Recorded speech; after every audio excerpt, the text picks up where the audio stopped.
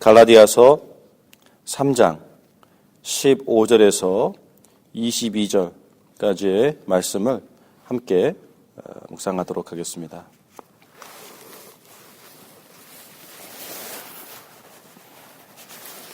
(15절입니다) 형제들아, 내가 사람의 예대로 말하노니 사람의 언약이라도 정한 후에는 아무도 패하거나 더하거나 하지 못하느니라.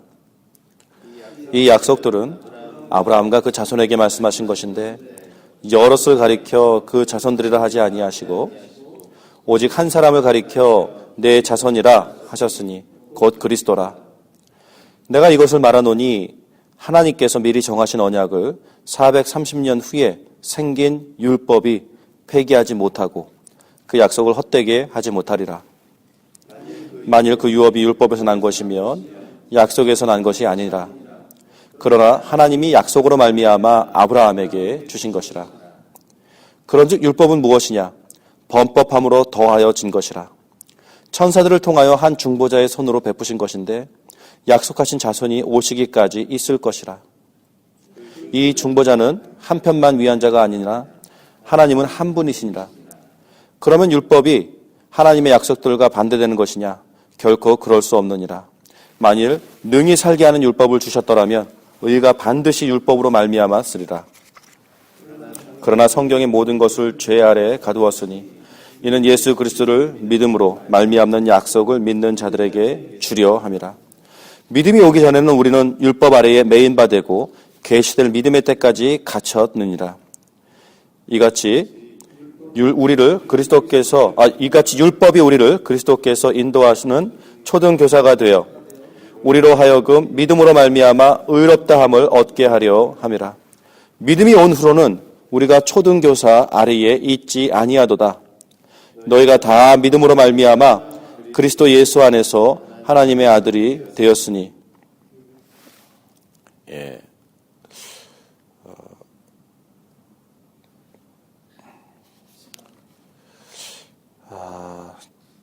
잠깐요. 제가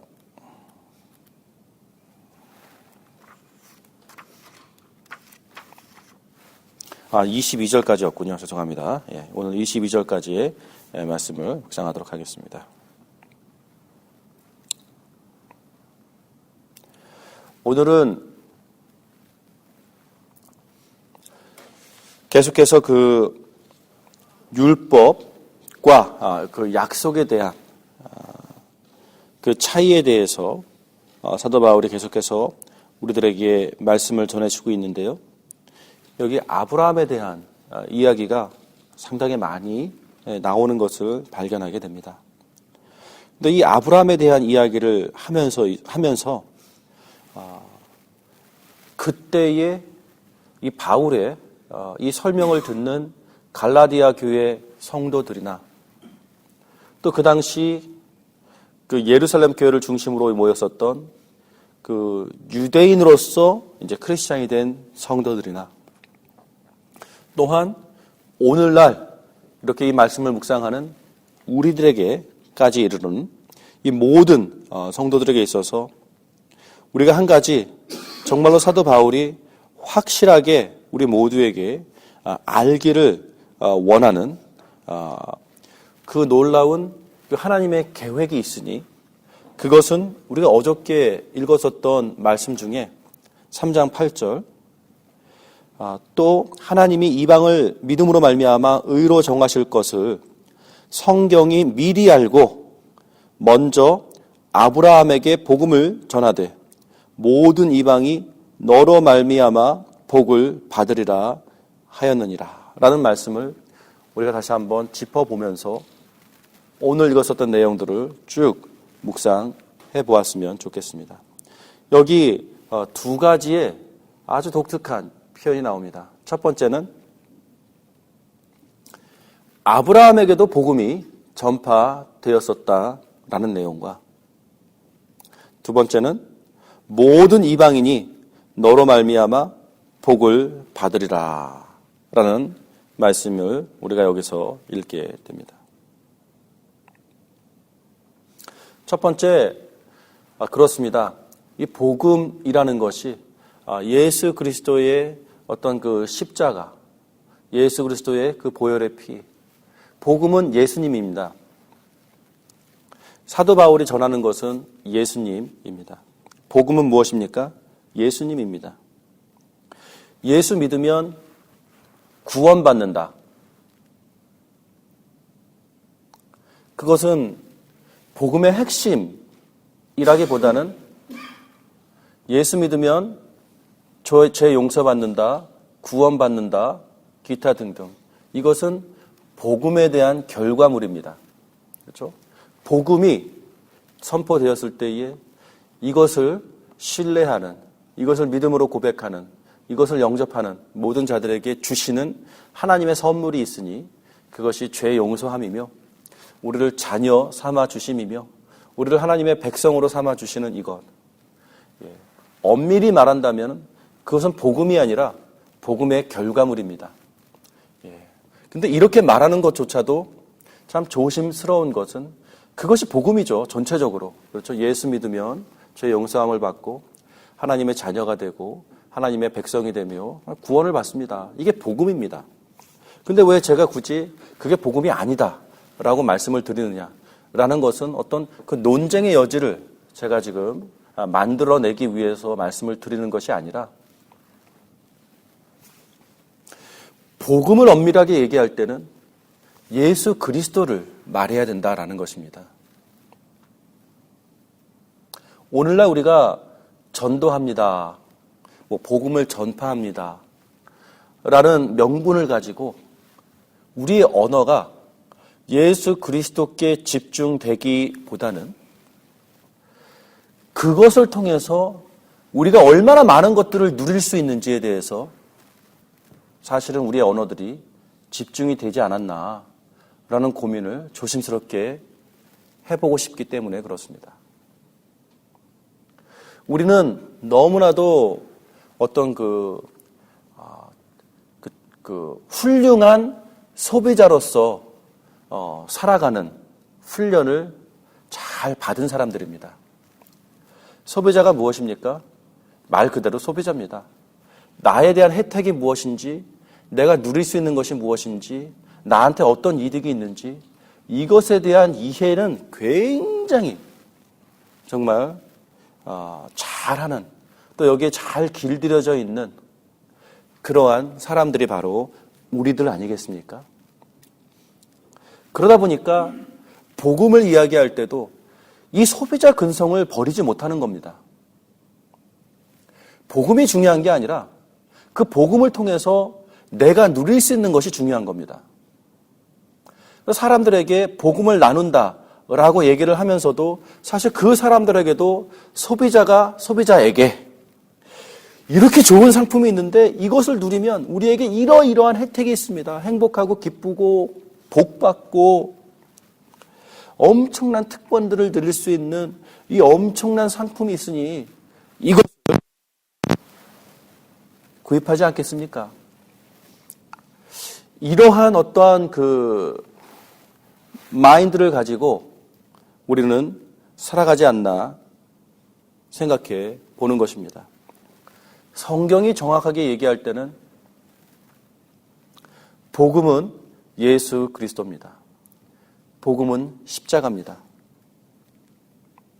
이것도 소한 말이 틀린 거죠. 십자가는 복음이 될 수가 없죠. 십자가는 그냥 사형 도구일 뿐입니다. 복음은 예수 그리스도십니다. 예수 그리스도가 어떠한 분이시고 예수 그리스도께서 우리를 얼마나 사랑하셨고 예수 그리스도께서 얼마나 신실하셨는지 그 하나님으로부터 받은 그 이 땅에서의 그 사명을 정말 신실하게 끝까지 순종하사 그 십자가의 길까지 가신 그 예수님의 신실하심, 그로 말미암아 우리가 이 놀라운 어떤 그 죄 용서하심의 은혜를 누리고 하나님의 자녀가 되는 특권들을 부여받게 되지 않았습니까? 그래서 제가 믿음에 대해서도 우리가 두 가지로 이야기를 해야 한다라고 말씀드리는 이유가 여기에 또한 있는 것입니다. 성경은 믿음에 대해서 얘기할 때 신약 성경에서는 이 두 가지를 함께 이야기하고 있지만 분명히 분리시키면서 이야기하고 있기도 합니다. 성경이 우선적으로 이야기하는 믿음은 우리의 믿음이 아닌 예수님의 믿음을 얘기하고 있습니다. 우리는 예수님의 믿음으로 말미암아 죄 용서함을 받은 자들입니다. 이것은 무슨 말입니까? 예수님의 믿음이라는 단어는 신뢰, 신실함을 의미하고 있거든요.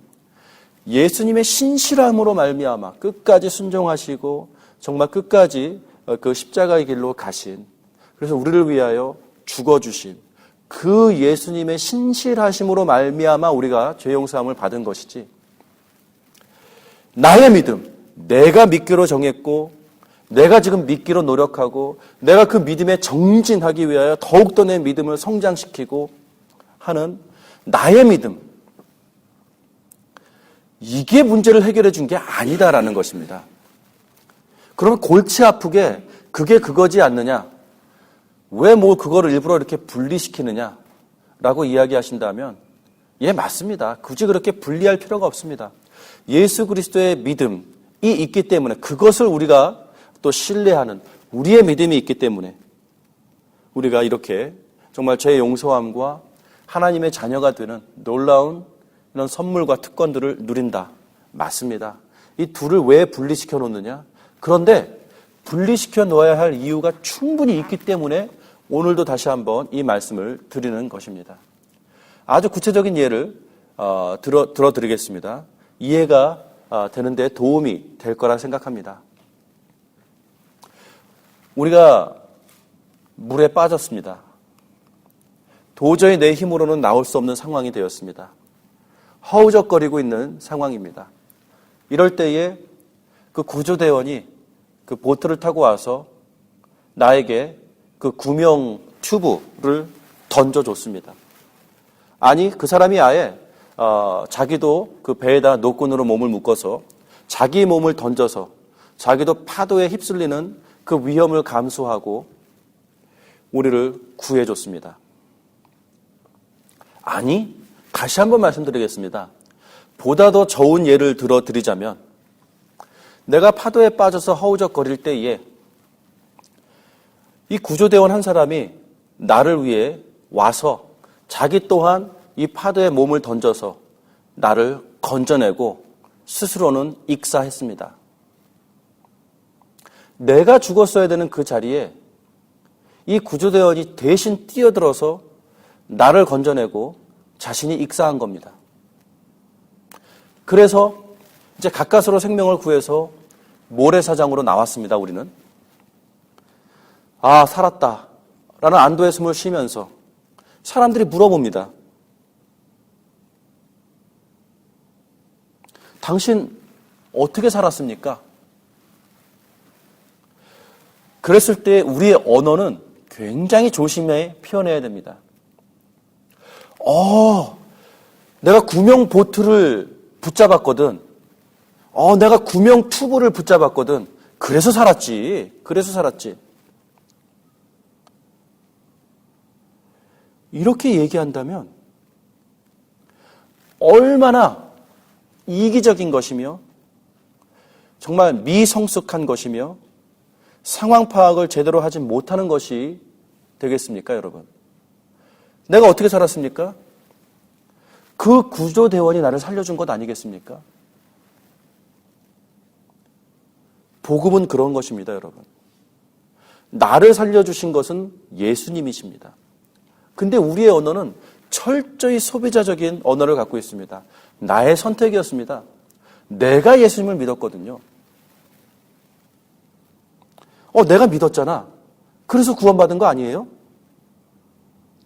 맞긴 맞는데 진짜를 얘기하는 게 중요하지 않겠습니까?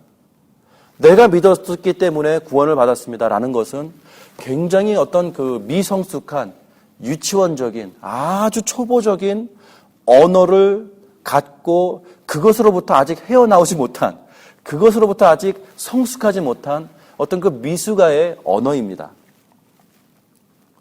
진짜 우리가 소통해야 될 언어는, 나는 죽을 수밖에 없었는데, 난 도무지 살아날 수 있는 방법이 없었는데 예수님께서 나를 위해 죽어주셨습니다.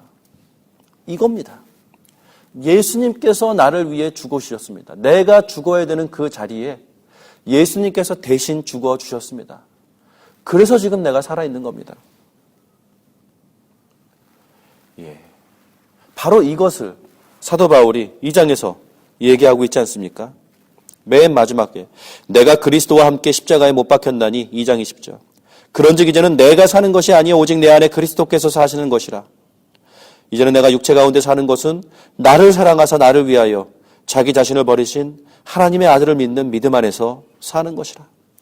이게 바로 그 내용입니다, 여러분. 사도 바울은 복음이 무엇인가에 대해서 너무나도 명확하게 잘 알고 있었고 이것을 소통하기 위하여 그렇게 그 인생을 수고하면서 살아온 것입니다. 내가 사는 게 아닙니다, 여러분. 내가 모래사장에 구조함을 받아서 나와서 이제 살았다 라는 말을 하게 됐을 때에는 사도 바울의 이 고백을 통해서 무엇을 얘기합니까? 이제는 내가 물에 빠졌을 때 아무튼 내가 이전의 삶 그대로 살아갈 수가 없습니다. 나를 위해서 죽어준 그 사람을 위해서 살아가야 되는 것, 이것이 나에게는 너무나도 당연한 선택의 여지가 없는, 이제는 그 인생을 살 수밖에 없는 것이 되어야만 하는 것입니다. 그런데 우리가 너무나도 길들여진 소비자이다 보니까 그거 내가 믿었거든, 내가 선택했거든, 그래서 내가 누리는 거 아니야, 이렇게 나의 선택과 그것으로 인해서 누려지는 혜택, 이것만 우리가 맨날 논하다 보니까 삶을 변화시켜야 하는 그 필요와 이유에 대해서는 어느 누구도 얘기하지 않는다라는 거예요. 얘기할 필요도 없는다라는 거예요. 사실 그건 너무나도 부담스럽고 너무나도 자극적이고 강단에서도 그것을 얘기한다라는 것은 너무 공격적이고, 왜냐? 그 말을 들으면 성도들은 삶을 바꿔야 되거든요. 더 이상 자기 기질대로, 자기 습관대로, 자기 살아왔었던 그 모습대로 살아갈 수가 없는 거거든요. 복음은 너무나도 명백하게 당신은 이제 그렇게 살아서는 안 된다. 예수님을 위해서만 살아야 된다. 선택이 없다. 이게 복음의 내용인데, 이 시대에 어느 목회자가, 어느 설교자가 교회를 찾아오는 자들에게 그 말을 단도직입적으로 소통할 수 있겠습니까? 불쾌한데요. 너무 공격적인데요. 너무 부담스러운데요. 하지만 오늘은 하나님께서 이 복음에 대해서 갈라디아서의 말씀을 통해서 우리들에게 적어도 이 말씀을 읽고 이 말씀을 묵상하는 성도들이라면 그것 정도는 구분해야 할 필요가 있는 것이 아닌가, 우리가 함께 묵상하고 있는 것입니다. 아브라함에게도 복음을 전했다고 얘기합니다. 무슨 말입니까? 아브라함에게도 장차 오실 예수님에 대한 그 소망을 주었다라는 것입니다. 베드로전서 1장 9절 10절을 읽어보게 되면 거기에 보다 자세하게 아브라함에게 전파된 복음이 무엇인지에 대해서 얘기하고 있고요. 설명해 주고 있고요. 히브리서 11장에도 다시 한번 이렇게 구약 시대에 살아갔었던 사람들에게 전파된 복음이 무엇인가에 대해서 얘기해 주고 있는데요. 그들에게 전파된 복음은 무엇이었냐면 장차 오실 그분을 바라보는 것, 그것이 그들에게 복음이었습니다. 장차 오실 그분을 바라보고 기다리며 사모하며 살아가는 것, 그것이 그들에게 전파된 복음이었고요. 우리들에게 전파된 복음은 무엇입니까? 그들에게 있어서 장차 오실 그분을 바라보는 것이었다면 우리들에게는 이미 오신 그분을 우리 또한 바라보며 우리 또한 신뢰하며 그분께 우리의 삶을 바치는 것, 바로 그것이 복음입니다. 그래서 구약의 복음이 다르고 신약의 복음이 다른 것이 아니라 하나의 통일된 공통된 복음을 가지고 저쪽에서는 바라보며 사모하며 살아갔던 것이고 우리 쪽에서는 역시 다시 그것을 돌이켜보며 기억하며 기념하며 전파하며 살아가는 것, 바로 그것이 복음입니다. 그래서 하나님께서는 구약시대 사람들에게 장차 오실 그분을 바라보는 것, 그것만으로도 의롭다 하심을 여겨주신 바로 그것이었고요. 우리들 또한 이제 오신 그분 예수 그리스도를 바라보며 그분을 신뢰할 때에 역시 우리들 또한 동일하게 의롭다 함을 주시는 것입니다. 이것이 바로 아브라함에게 전파된 복음입니다. 그러다 보니까 오늘의 논리가 무엇입니까? 여러분 생각해 보십시오.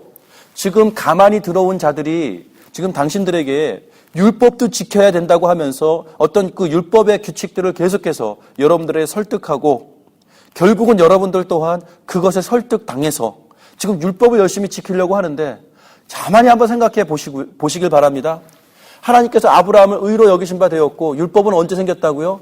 오늘 너무나도 자세하게 아브라함 이후에 430년 이후에 생긴 것 아닙니까 여러분? 율법은 수백 년 후에나 생겨진 것인데 이제 와서 우리가 율법을 반드시 지켜야만 의롭다함을 의롭다함을 받을 수가 있습니다라고 얘기한다면 아브라함이 의로 여겨진 바 된 그것은 도대체 어떻게 된 것입니까? 라고 오히려 우리들에게 반문하고 있는 것 아니겠습니까? 자, 두 번째는요. 모든 이방인이 너로 말미암아 복을 받으리라. 예, 이 말씀을 우리가 어디서 보게 됩니까? 창세기 12장 아니겠습니까, 여러분? 근데 창세기 12장의 말씀을 보게 되면 표현이 어떻게 나옵니까, 여러분?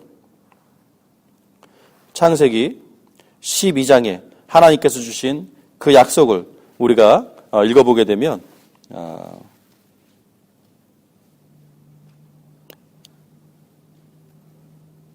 어디 있습니까? 하나님께서 아브라함을 부르사 여호와께서 아브라함에게 이르시되 너는 너의 고향과 친척과 아비 집을 떠나 내가 내게 보여줄 땅으로 가라. 내가 너로 큰 민족을 이루고 내게 복을 주어 내 이름을 창대케 하리니 너는 복이 될지라. 너를 축복하는 자에게는 내가 복을 내리고 너를 저주하는 자에게는 내가 저주하리니 땅의 모든 족속이 너로 말미암아 복을 얻을 것이니라. 예, 여기 나오죠. 땅의 모든 족속이 너로 말미암아. nations라는 말입니다. all people이란 말입니다.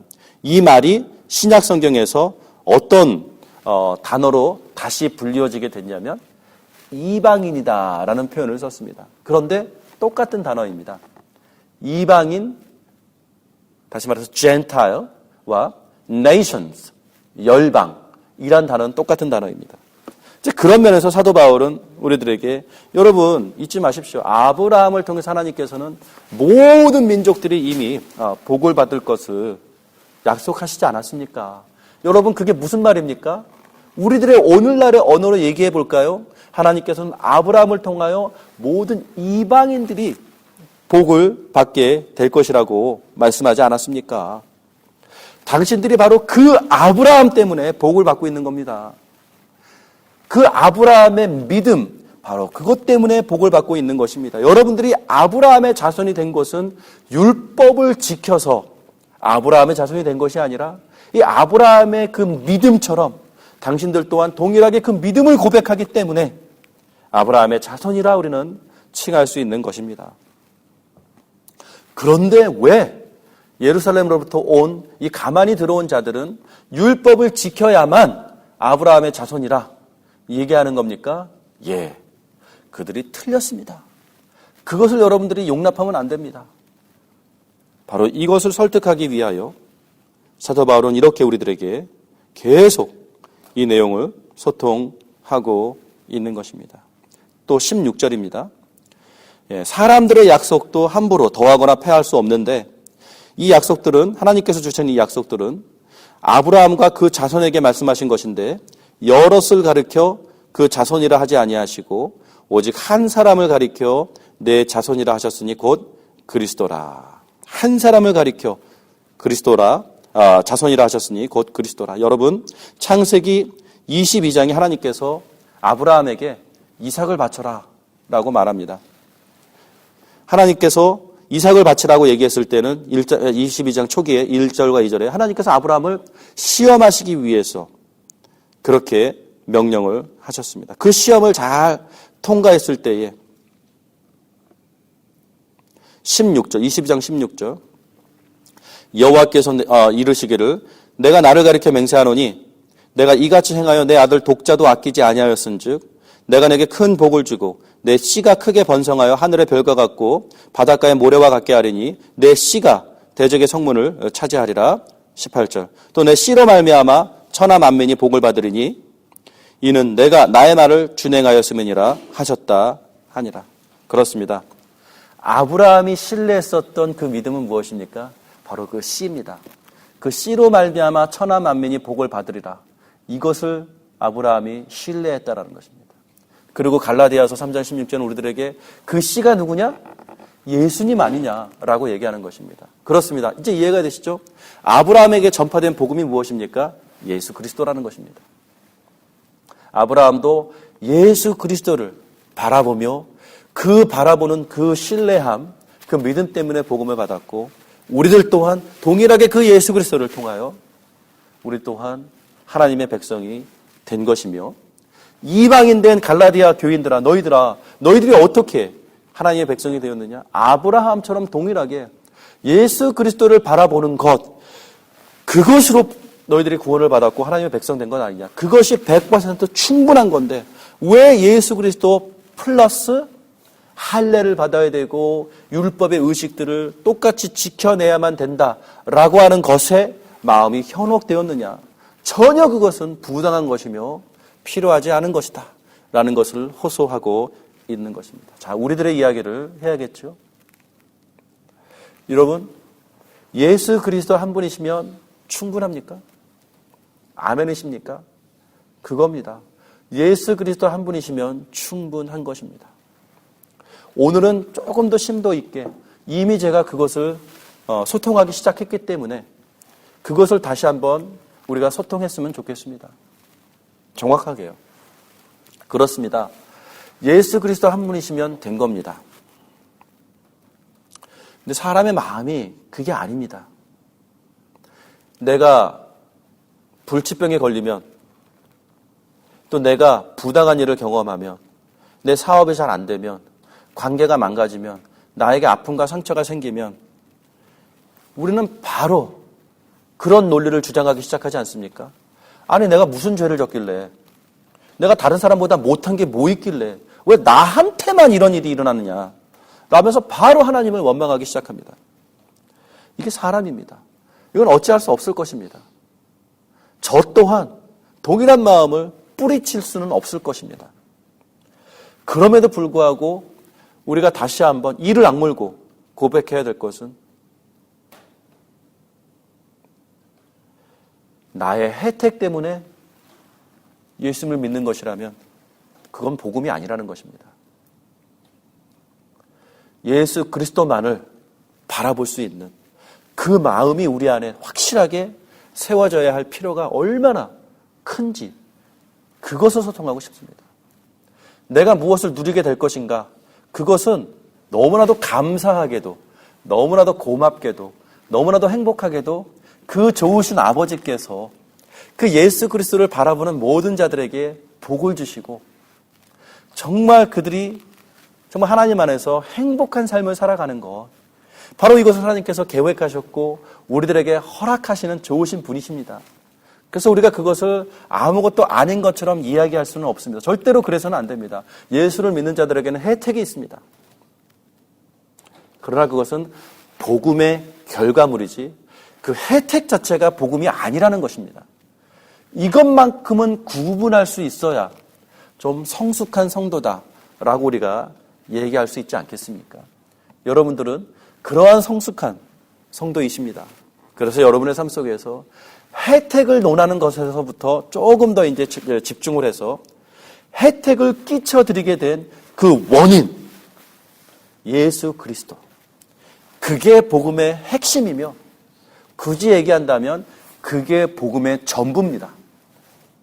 이거를 소통할 수 있는 우리들이 되어진다면 정말 귀한 열매가 될 것입니다. 그래서 우리가 주일날 모였을 때에도 예배 시간에 참석한 성도들이 아무리 어떤 면에서는 성도가 아직 아니신 분들도 많이 있고요. 그래서 우리의 언어가 좀 조심스럽습니다. 형제님, 자매님이라고 호칭은 부르지만 이 사람이 형제가 아니거든요, 지금. 예수님의 자녀가 아닌데 예수님의 자녀가 아닌 사람에게 우리가 형제라고 부를 수 있겠습니까? 이 단어가 성립이 안 되는 거죠. 어쨌든 그냥 관계적인 면에서 우리가 부르는 호칭일 수는 있겠지만 보다 정확하게 논한다면 아직 불신자들도 많이 있고 하다 보니까 성경 말씀에 관심도 없고 하다 보니까 이 목회자가 성경 말씀을 펴서 굳이 1절과 2절과 3절과 4절의 내용들을 설명하는 것, 이건 그렇게 크게 와닿지가 않고 관심도 없고 다만 여러분들이 얼마나 힘드신지 위로함 받고 격려를 받고 용기를 북돋아주는 이런 설교에 감동을 하고 좋아하니까 또 그런 설교들을 중심적으로 많이 하게 되는 이러한 우리들의 현실이 있습니다. 여러분, 정말 여러분들이 기도하셔야 됩니다. 저를 위해서, 또 저를 뿐만이 아니라 이 강단에서는 사람들을 위해서 기도하셔야 되는 것이 이렇게 사람들의 취향과 입맛에 딱 간을 잘 쳐주는 이러한 설교는요, 물론 불필요한 것은 아니겠지만 큰일 날 설교가 됩니다. 적어도 시대와 사람들의 요구를 막론하고 이 강단에서만큼은 예수 그리스도를 선포할 수 있는 이 용기와 이 강단과 또 그것이 충분히 그렇게 되어질 수 있도록 보필해줘야 하는, 보호해줘야 되는 이런 상호 간에 그 성도들과 목회자들 간에 상호된 어떤 헌신된 마음, 약속된 마음, 이것이 확인이 되어져야 되는 것은 너무나도 필요한 것 같습니다. 그래서 여러분들에게 다시 한번 부탁합니다. 정말 여러분들만큼이라도 이 강단에서 하나님의 말씀이 소신껏 성실하게 소통이 되어질 수 있도록 정말 도와주셨으면 좋겠습니다. 그래서 그런 말씀들이 선포된 다음에 우리들의 역할이 무엇입니까? 그 말씀을 듣고 관심을 못 가지는, 또 어렵다고 얘기하는, 못 알아듣겠다고 얘기하는 이러한 성도들의, 이러한 어떤 그 교회를 방문한 자들에게 계속해서 위로하고 격려하고 달래주는 역할들을 여러분들이 하셔야 될 것입니다. 거꾸로 목사님, 사람들이 이해하지 못한다는데요. 말을 좀, 이 사람들이 좀 들어줄 수 있는 말 걸로 좀 바꾸면 안 되겠습니까? 이런 건의를 한다면 틀린 건 아닌데 살짝 좀 미성숙한 요구사항이 되어질 수가 있다는 것들을 적어도 우리들만큼은 서로 좀 마음에 동의를 해서 함께 우리가 교회를 어떻게 세워나가야 될지에 대해서 오늘 다시 한번 굉장히 정확하게 우리가 서로 간에 확인할 수 있는 자리가 되었으면 좋겠습니다. 여러분, 제가 이 자리에 섰습니다. 저는 이 자리에서 반드시 해야만 하는 일이 있습니다. 여러분은 그것을 보호해 주셔야 되고요. 그것이 계속해서 지켜지며 그것이 성도들에게 이 아우성치는 컴플레인을 하게 되는, 불평을 하게 되는 이 이유가 되어지지 않도록 정말 최선을 다해서 찾아온 자들을 달래고 정말 건강한 관계들을 맺어서 어쨌든 간에 그 말씀을 듣는 자리로 사람들이 나아올 수 있게끔 하는 것, 이게 중요합니다. 그러다 보니까 설교 시간만 뿐이 아니라 큐티를 나눌 때도 그렇고 특히 LG 모임을 참석할 때도 마찬가지입니다. 아무리 우리가 정신없고 부산스럽고 사람들이 관심도 없고 뭐 그것을 해봤자 뭐 그거 하면 안 나와, 이러한 반응이 나올지라도, 그런 반응이 나온다는 것을 너무나도 잘 알고 있을지라도 어쩔 수 없습니다. 사람들이 참석했을 때에는 우리가 교회로 모였다면 예수 그리스도를 나누어야 합니다. 이것을 나누지 않고 서로의 그냥 취미, 서로가 좋아하는 것, 서로가 재밌어하는 것, 이것만 계속 긁어주고 있으면 그게 교회겠습니까? 그런 면에서 우리의 모든 모임 속에서 복음이 확인이 되고 복음이 계속해서 소통이 되어질 수 있도록 정말 그 집중된 마음, 그 헌신된 마음, 이것이 지켜질 수 있는 우리 교회가 되기를 주님의 이름으로 축원합니다. 같이 기도하겠습니다.